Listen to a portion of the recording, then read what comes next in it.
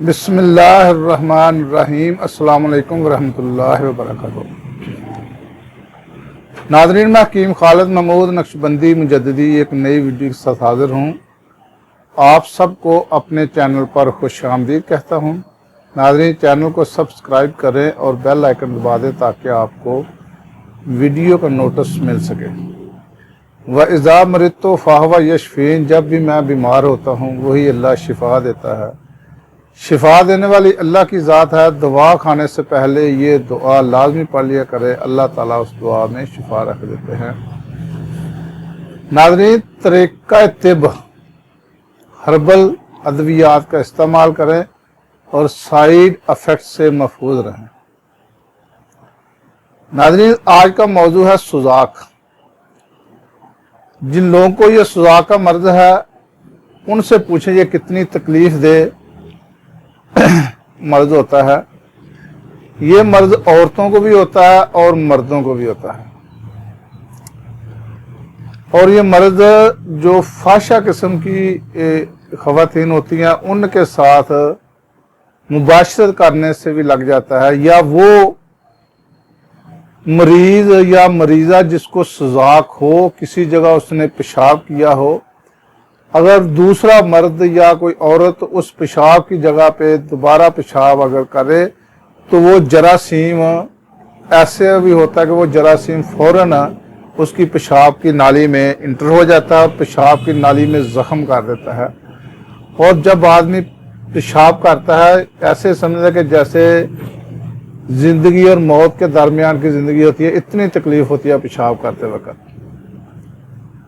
अगर इसका बर वक़्त इलाज ना किया जाए तो जितना ये पुराना होता जाएगा फिर उसको हम कहते हैं सुजाक कहना, पुराना सुजाक।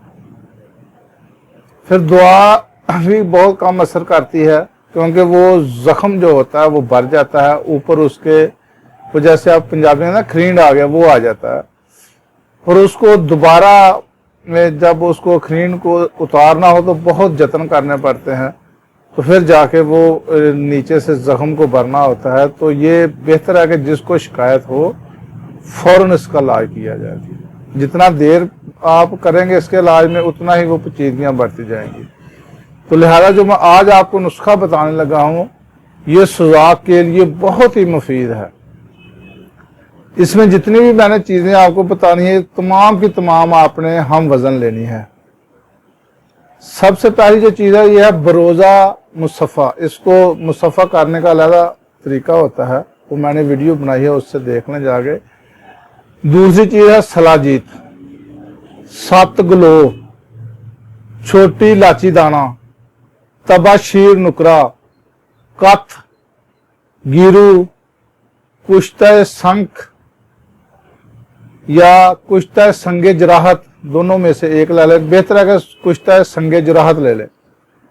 कुश्ता सीसा, कुश्ता शोरा, गंधक, कुश्ता फटकड़ी, कुश्ता कली, कुश्ता सदफ, चने बुने हुए, जोहरे काफूर, कुश्ता संखिया मुरक्कब। ये तमाम चीज़ें आपने बराबर वज़न लेनी है। 10-10 ग्राम ले लें, 20-20 ग्राम ले लें, 50-50 ग्राम ले लें, जितनी भी आपने लेनी है बराबर वज़न लेनी है। अगर 2 ग्राम लेनी है तो फिर भी बराबर लेनी है। इन तमाम अद्वियात को पीस लें। उसके बाद मेहंदी के पत्ते, सब्ज़ मेहंदी के पत्ते ले लें, उसका आप रस निकाल लें। 3 दिन तक लगातार इसको खरल करना, क्योंकि आजकल इलेक्ट्रॉनिक खरल आ चुके हैं। तो उसको लगातार 36, 48 और 72 घंटे इसको लगातार खरल करना है। अगर वो किसी के पास नहीं है तो फिर आपने जब खरल करना है, जितनी भी खरल करना है उसको नोट करते जाएं उसमें वक्फा, क्योंकि लगातार तो आदमी खरल नहीं कर सकता।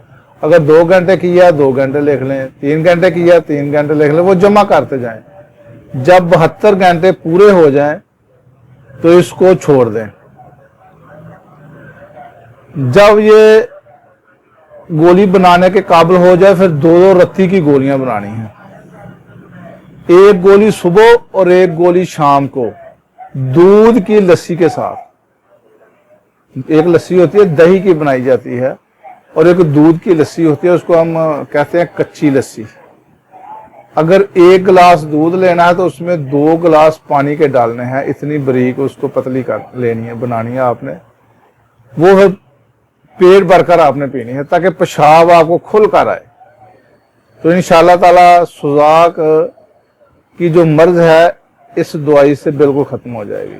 खुदा हाफिज। अस्सलाम वालेकुम व रहमतुल्लाह।